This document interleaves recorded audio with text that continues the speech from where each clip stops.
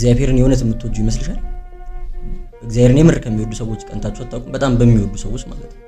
ብዙ ጊዜ ጸሎታችንም ጾማችንም አገልግሎታችንም የግድ መሆን ስላለበት የምናደርገው ሰው ስለሚጾም እንጾማለን፣ ጾም ስለሆነ እንጾማለን፣ ጸሎት መድረግ ስላለበት እናደርጋለን። የምር እግዚአብሔር ናፍቆን እግዚአብሔር ማውራት አምሮን ጸሎት አድርገን እናውቃለን? ድሮ ልጆች እያለን ከትምህርት ቤት ስንመጣ ቤት ውስጥ ስንገባ እናታችን ስትኖርና ሳትኖር ልዩነቱ ይለያያል አይደል? ስሜቱ በጣም ይለያያል። ቤት ውስጥ ልክ እናት ስትኖር ደስ የሚል ስሜት ምንም ባታደርግልን መክሰስ ባያስፈልገንም እንኳን ባዶ ቤት ከመግባት እናታችን ያለችበት ቤት መግባት ደስ ይላል። ልክ ያ ስሜት እንደሚናፍቀን ልክ እናታችን ለማየት እንደምንጓጓ እግዚአብሔርን ለማናገር እንጓጓለን። የምንወደውን ሰው ለማናገር ከምንወደው ሰው ጋር ለማውራት እንደምንናፍቅ እግዚአብሔርን ለማናገር እናፍቃለን። የምር ከልቡ እግዚአብሔርን የሚወድ ሰው ከልቡ የሆኑ ቅዱሳን የሚወድ ሰው ማየት ያስቀናል። ጸሎታችንም አገልግሎታችንም ሁሉ ነገራችንም የግድ መደረግ ስላለበት የምናደርገው እንጂ የምር ፍቅር ኖሮን የምናደርገው አይደለም። ብዙዎቻችን መንግስተ ሰማያት ባትኖር እግዚአብሔርን እናፍቀዋለን። እሱም አይመግበን እሱም አይጠብቀን ቢሆን ከሱ ምንም የምናገኘው ነገር ባይኖር ናፍቆን ጓጉተን እንሄዳለን። በእግዚአብሔርና በእኛ ፍላጎት መካከል በእኛ ምርጫ መካከል መምረጥ ሲኖርብን የምር እግዚአብሔርን እንመርጣለን። ከራሳችን አጉድለን ከራሳችን ቀንሰን ፍቅራችን ይውሸት።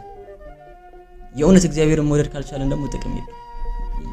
እግዚአብሔርን ማፍቀር እግዚአብሔርን መውደድ መቻል ሁሉ መጀመሪያ የሰጠችን ሕግ እኮ ናት። ጌታችንን መጣና አንዱ ፈሪሳዊ ጌታ ሆይ ከሕግ ሁሉ የምትበልጠው ሕግ የትኛዋ ናት ብሎ ጠየቀው። ጌታችን ሲመልስለት ጌታ አምላክን እንደ ነፍስ አድርገው ውደድ፣ በሙሉ ኃይል በሙሉ ጉልበት ውደድ የሚለው ሕግ ይበልጣል አለ። አይታችሁ ከሆነ ግን 10 ትእዛዛት ላይ እንደዛ የሚል ሕግ የለም። ጌታችን እንደዛ ያለው የ10 ትእዛዛትን ስንጠቀላቸው ወይ ፍቅር እግዚአብሔር ወይ ፍቅር ቢጽ ከዚህ ቀጥሎ ደግሞ እግዚአብሔር ውደድ ከሚለው ሕግ ቀጥሎ ደግሞ ባልንጀራ እንደራስ አድርገው ውደድ የሚለው ሕግ ይበልጣል ብሎ ጌታችን እንዳስተማረ ማለት ነው። እግዚአብሔርን ከልቡ መውደድ የቻለ ሰው ሁሉ ነገር ማሸነፍ ይችላል።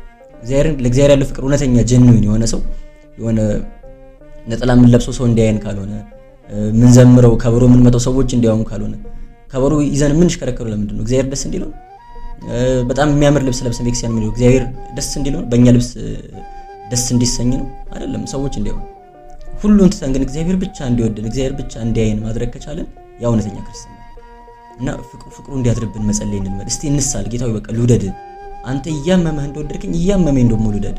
አንተ ከራስ አጉድለ እየሞትክ ነፍስን ሰጥተው እንደወደድከኝ እኔ ደግሞ እንደው አንተ ሞተልኝ እኔ ልኖርልህ። እስቲ አንተ እንደምትወደው አድርጌ ልኖር፣ አንተ እንደሞትክልኝ ልሞትልህ ባልኩ ካንተ ፍቅር የያዘኝ ልክ ባል ስጠኝ ሚስት ስጠኝ ብለን እንደምንጸልየው ካንተ ፍቅር የያዘኝ አንተ ልውደድ፣ አንተ የምትወደው አይነት ሰው ልሁን፣ አባቶቼ እንደወደዱ ልውደድ፣ ቅዱሳኑ እንደወደዱ ልውደድ፣ ሊቃውንቱ እንደወደዱ ልውደድ፣ እናት ድንግል ማርያም እንደምትወደድ ልውደድ ብለን ወደ እግዚአብሔር መጸለይ ያስፈልጋል። እውነተኛ ፍቅር ለእግዚአብሔር ያለው ሰው ሌላ ምንም ነገር ሊከብደው ስለማይችል ማለት ነው።